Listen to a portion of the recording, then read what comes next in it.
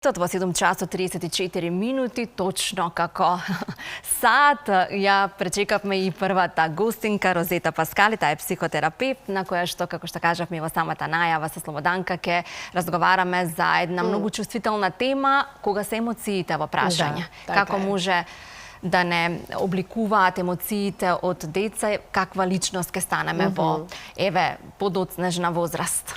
Баш така, Оливера, и сите ние индивидуално се знаеме за себе и какви емоции сме доживувале веќе и со растот, нели, од мали нозе, па дури нели од веќе кога се осознаваме себе си од градинка, може да се каже. Но пред се и од мене едно добро утро, Розета, како наша гостинка секогаш добре дојдена, затоа што имаме неисцрпни теми кога е во прашање психологијата и вие како психотерапевт да ни давате многу повеќе совети, затоа што во денешно време ни се добре дојдени и да ги слушнеме.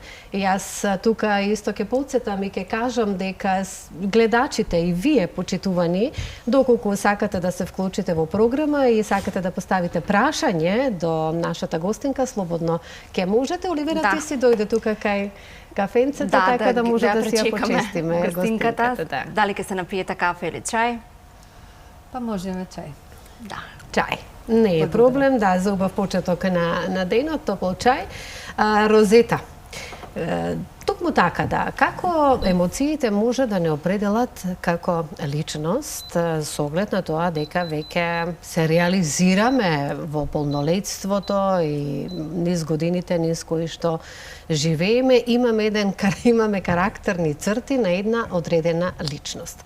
Меѓутоа, како ние доаѓаме до тоа каква личност ќе бидеме? Има ли генетиката, можеби, некои поврзаности, тоа ќе ни објасниш многу повеќе, и на каков начин сето тоа се реализира во овој процес на живење? Секако, емоциите се еден, можеби, од најважните делови, аспекти на живењето, кој го одредува нашето секојдневно функционирање, какви личности ќе бидеме, како ќе се однесуваме кон себе и кон другите, и тоа како баш емоциите влијаат врз целиот тој аспект.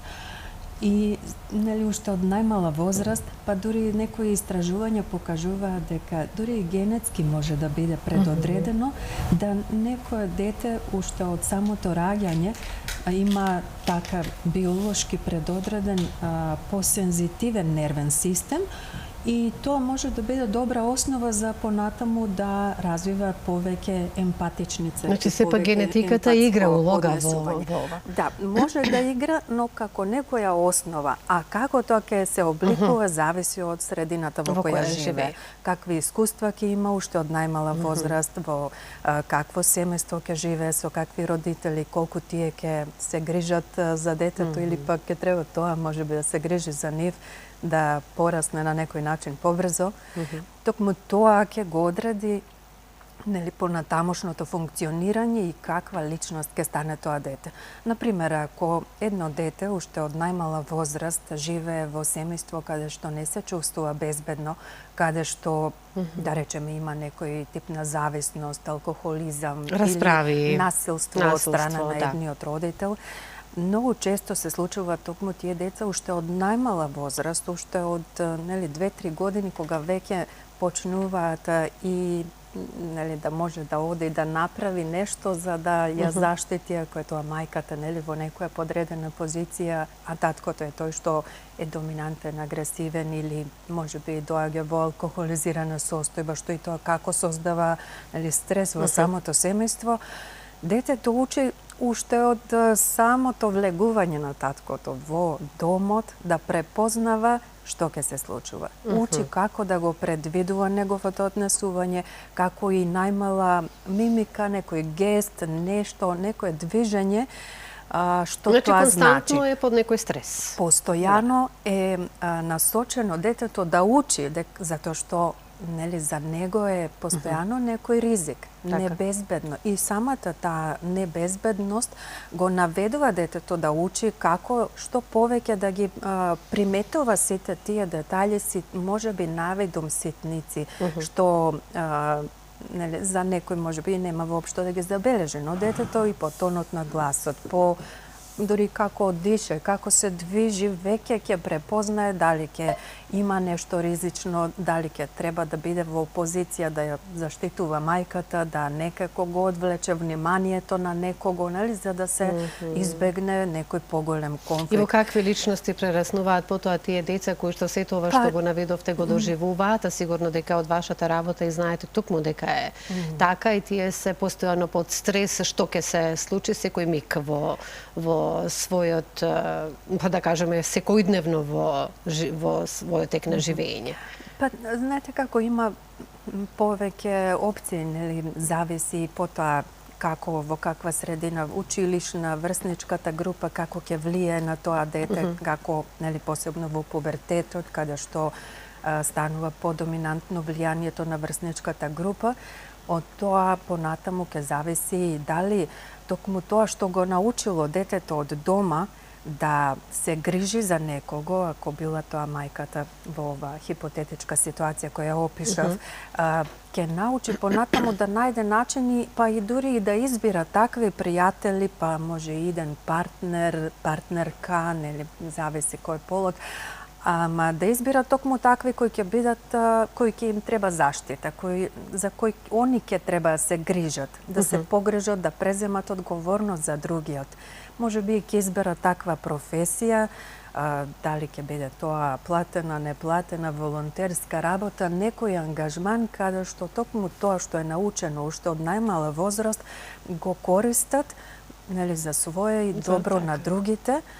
Но, за жал, нели, ако не се научи и да се постави некоја граница до каде јас треба да помагам на другите, а до каде другиот треба да си превземе одговорност за себе, често и прегоруваат во целото тоа помагање и потреба да бидат тука за другите. Да се пружи рака, онаму каде што можеби тоа воопшто не се не почитува, така?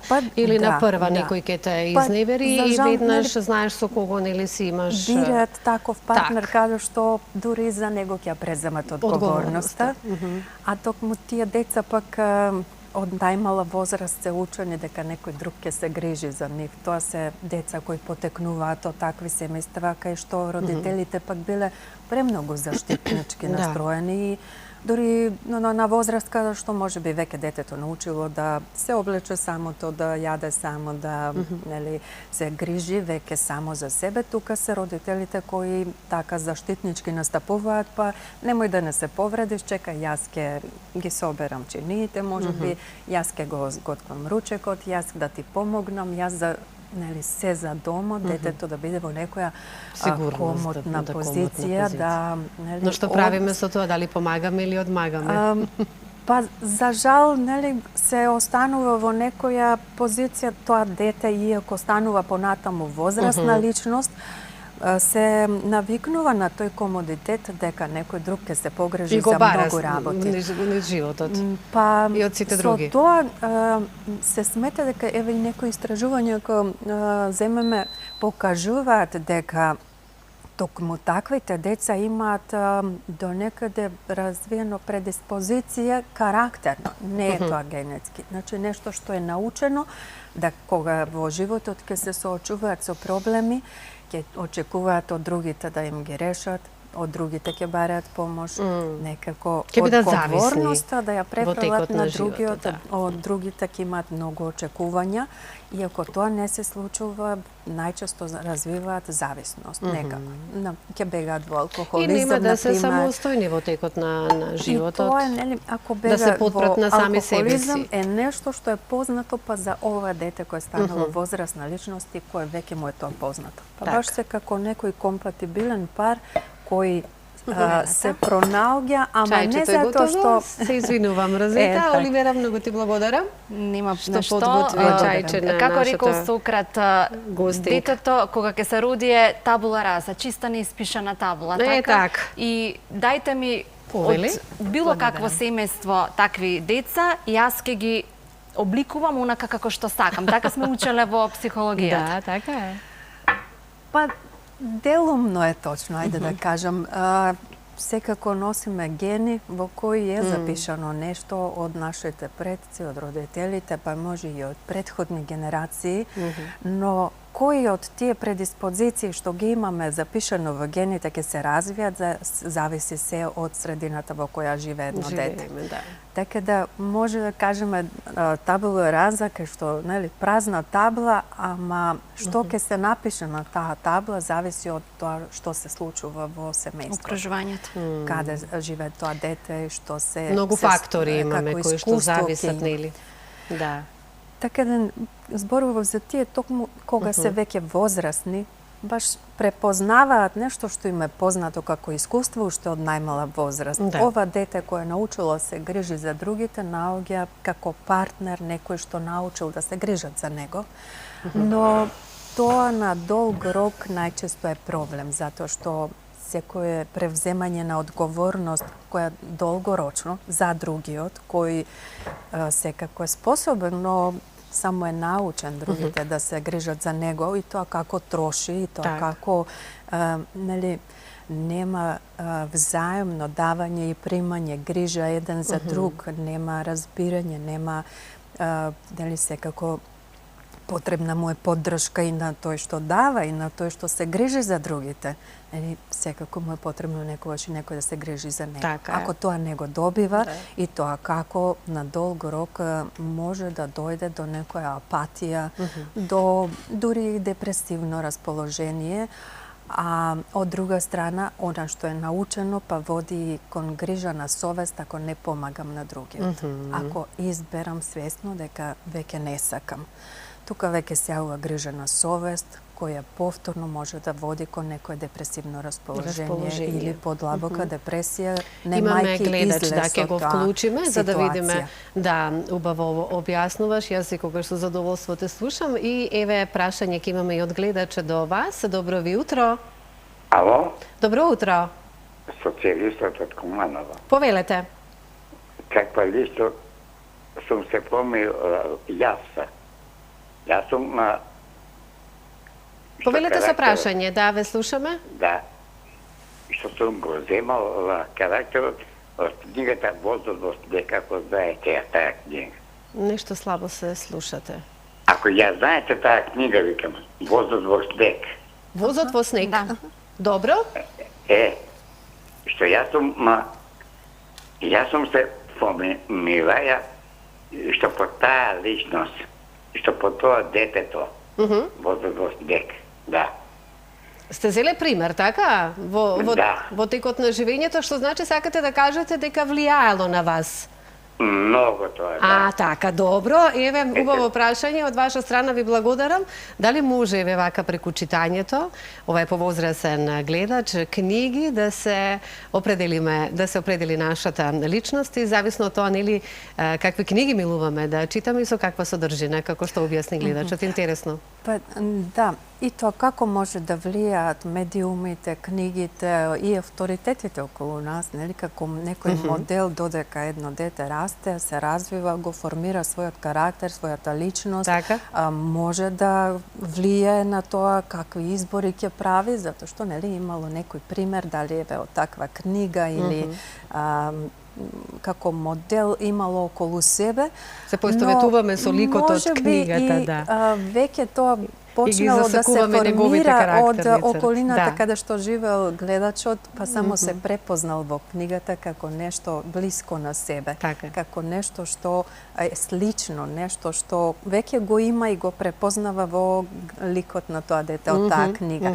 Така да можеби тоа веќе се развило, па само го препознал во таа книга, но било можеби и поддршка да остане така. Некој се препознал во Хајди, така, нели? Колку беше актуелна на времето, меѓутоа се вратив на неа затоа што сега скоро имаше и гледа филм токму посветен на Хајди.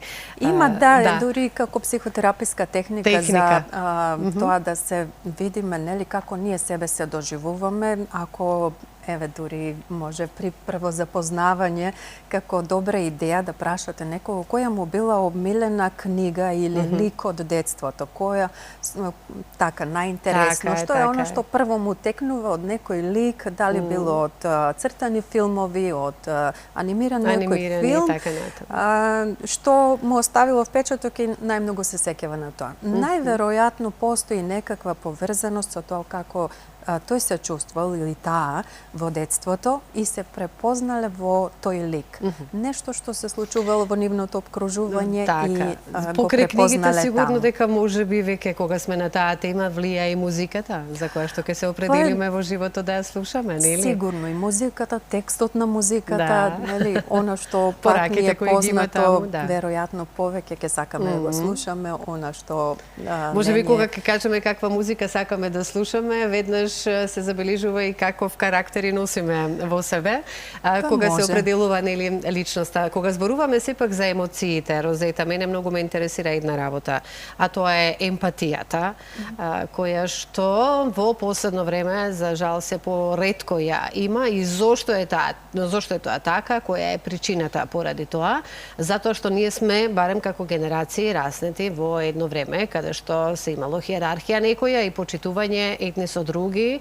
Ако не му кажеш на соседот добро утро или добар ден, пријатно, што и да е, да не се поздравиш, тоа било еден најголем срам што може да се доживее од страна од мојата страна, ако некој каже на мојата мајка дека не сум се земам како пример, што тоа не ми се случило ни ден денес. Сакам да прашам следно, значи се создаваат луѓе во текот на живењето, оние кои што сега, значи, имаме два типа на луѓе и не луѓе, за жал, со емпатија и без емпатија. Што правиме со овие без емпатија и зошто тие ја изгубиле емпатијата во текот на своето живење?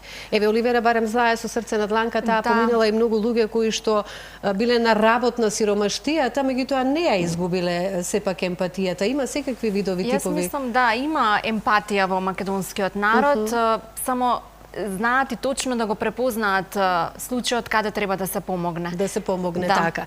Зошто ја губиме меѓутоа емпатијата во текот на живењето? Па, сега, дали ја губиме Или или не сме ја правиме имале? различни избори, знаете како пак ќе кажам за она преска што зборував, тој што има развиена висока емпатија, многу често не знае да стави граница до каде да сочувствува со другите, до каде да ја носи и нивната тага, жал, болка, проблеми со кои се соочуваат, колку се тие нивни или негови. Колку тој треба се инволвира, колку тоа му помага на другиот, нели, да учи како самиот да се справува со проблемите или да го учи дека стално овој што има емпатија ќе биде тука за него. Кога ја имаме таа јасна граница, веќе е поинаква ситуацијата, но кога тоа е постојано за секој околу мене и секаде каде што ќе забележи таквиот, нели, човек кој има развиено висока емпатија, баш се троши едноставно до степен да не може веќе понатаму. Да.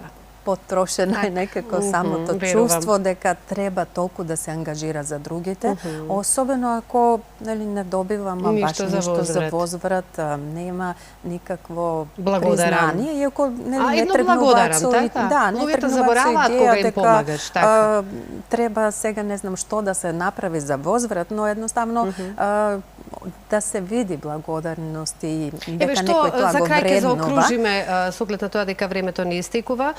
Оние луѓе кои што воопшто се емпатични, оние неемпатичните кои не знаат ниту за едно благодарам, дури и на тоа може и лошо да ти сторат, како ќе ги карактеризираме како личности? Треба едноставно само да се повлечеме од нив.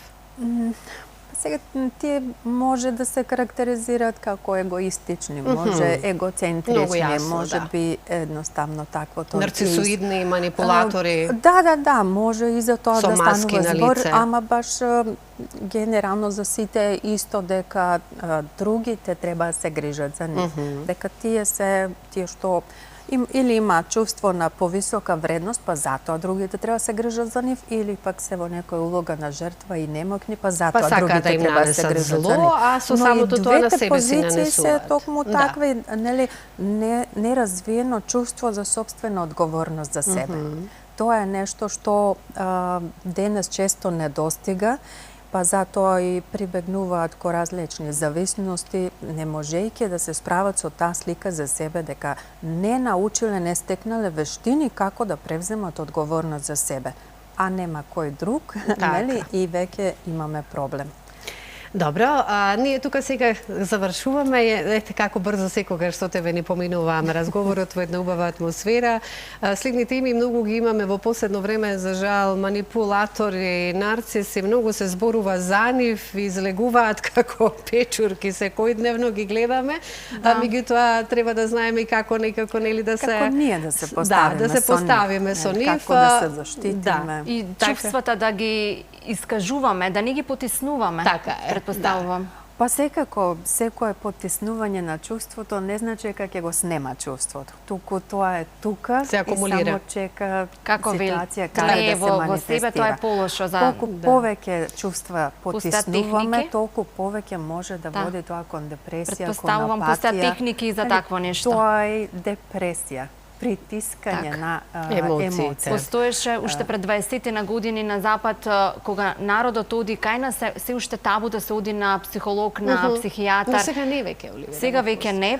Знам дека е малце потигнато нивото, но таму се оди како да одиш да направиш ногти, како да одиш на козметичар, така се разбираат психолозите.